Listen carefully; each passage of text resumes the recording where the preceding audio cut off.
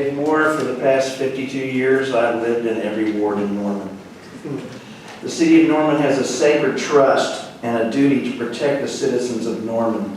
This is borne out by the fact that we have, among other things, a police department, a city council, a city code, and the Norman 2025 plan, all designed with one thing in mind: to protect the citizens of Norman. That duty also involves protecting the integrity of the Norman 2025 plan, especially as it relates to East Norman. The plan is a promise to the citizens that yes, you can buy property here, you can build here, you can grow your family here, you can live here, you can live the lifestyle you have chosen, and the city will honor that. The problem is there are people working for the city who think it's okay to betray the trust citizens have put in the Norman 2025 plan and trash the plan in order to please the Oklahoma Turnpike Authority and the land grabbers they serve, who are salivating at the idea of running 6-lane toll roads through the heart of Norman, turning East Norman into their own twisted version of the Las Vegas Strip. The city needs to tell them no. We will not betray the citizens who trusted us. We will not betray the citizens who believed us when we told them we would preserve the beauty and the natural integrity of East Norman and the Lake Thunderbird watershed for all of Norman's citizens. I'm saying take a stand, council. This nonsense about state trumps city is a load of crap. The state law may often trump city law, but not always. It's not a universal maxim that can be applied to every circumstance, and that's the end of it, not by a long shot. You don't have to do anything to appease and accommodate the OTA's saying toll road plans. Take a real stand and say no. The next issue is extortion. The definition of extortion is when someone uses their power and position to force someone else to give up something of value, like money or property, against their will. That's what's happening in East Norman right now, and even the mere threat of extortion is a crime. The Oklahoma Turnpike Authority is terrorizing the Norman citizens with the threat of extortion. People are being told if they don't cooperate, they'll be thrown out of their homes and lose their homes through condemnation procedures exerted through the power of eminent domain. People are literally freaking out in a panic, nervous as hell. They don't know what to do. They thought the city was offering them protection from OTA extortion with the Norman 2025 plan. But now they're being told, it's coming through, it's a done deal, get out of the way. That's extortion. Cities and other legal entities are allowed to sue for the threat of extortion. So I'm calling on the City Council to begin interviewing law firms to sue, charging extortion against Kevin Stitt, Timothy Gatz, the Oklahoma Transportation Commission, and the Oklahoma Turnpike Authority. And I'm done. Thanks. Thank you, sir.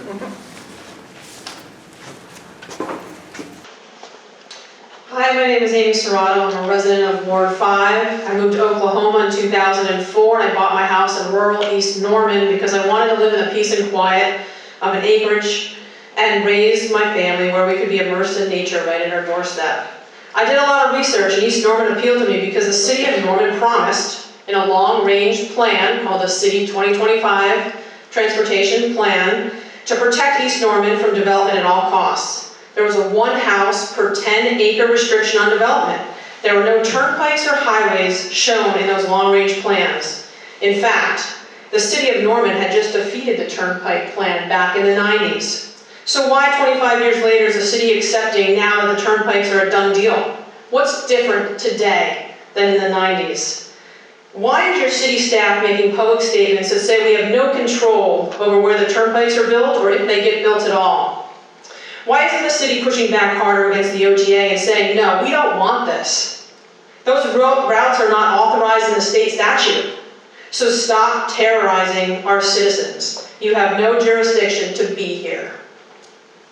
Can your lawyer not obviously see that these routes are not authorized and the OTA actually has no jurisdiction to build on our land? Or is the Chamber of Commerce and real estate developers just so far in your ears about the billions of dollars they stand to make by developing East Norman that you can't hear anything else? Our citizens are being bullied by a corrupt state agency that stays billions of dollars in debt and builds roadways that don't have to make any sense or money. They just build their roadways to make their corrupt conglomerate of contractors, bankers, and developers millionaires. Why hasn't the city of Norman sued the Oklahoma Turnpike Authority? The citizens have filed 2 lawsuits, and we want the city to get a loud voice and fight harder against the biggest Oklahoma bully on the block, the Oklahoma Turnpike Authority. The city's apathy and the Chamber of Commerce's silence is complicity. As a practicing civil engineer, I'll tell you that these proposed routes have nothing whatsoever to do with sound engineering practices.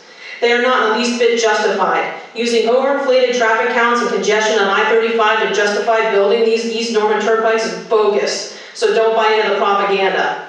Not only are these not justified, these turnpikes are devastating to the environment, to the wildlife, to our drinking water, to our geology and ecology, and to your citizens. These turnpikes are the most destructive in Oklahoma's history. These turnpikes are all about money and a supposed economic development by destroying the environment and displacing the humans that live here. The Norman 2025 Land Use and Transportation Plan specifically recognizes that it is important for the city to control the quality and location of growth and discourage sprawl, protect water quality, and maintain the 10-acre per minimum lot size. Honor the plan. Get vocal. Thank you.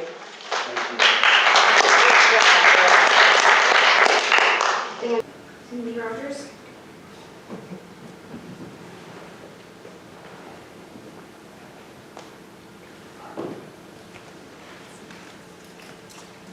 Last time tonight, I promise. Cindy Rogers, Ward 4. I really want to thank my neighbors, particularly my OU colleague of sorts, I'm not in the same department, for talking about OTA and how that will fundamentally change our community. And I haven't really been involved in that discussion because I'm not an engineer. I am an economist and I can do modeling. And I do agree that the models, the transportation demand models that are being used to support the need for the turnpike are pretty much bogus. And I agree that the city should fight this with every tool we can throw forward. We should join the citizens.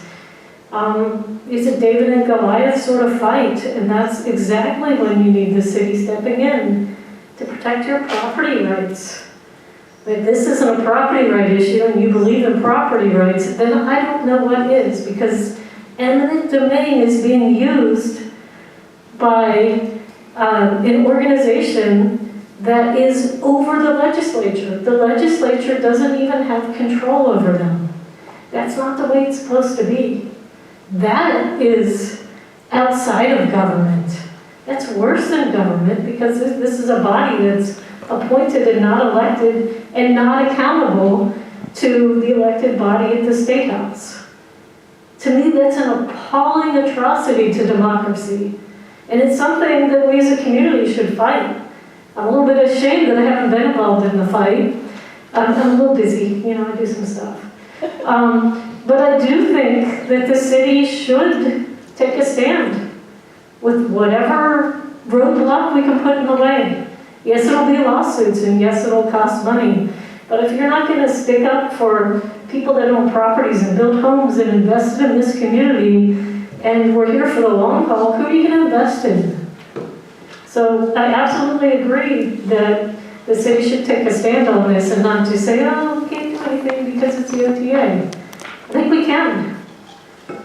It'd be bold, but if we do it, other communities might follow and join in too. Thank you. Stephen Ellis.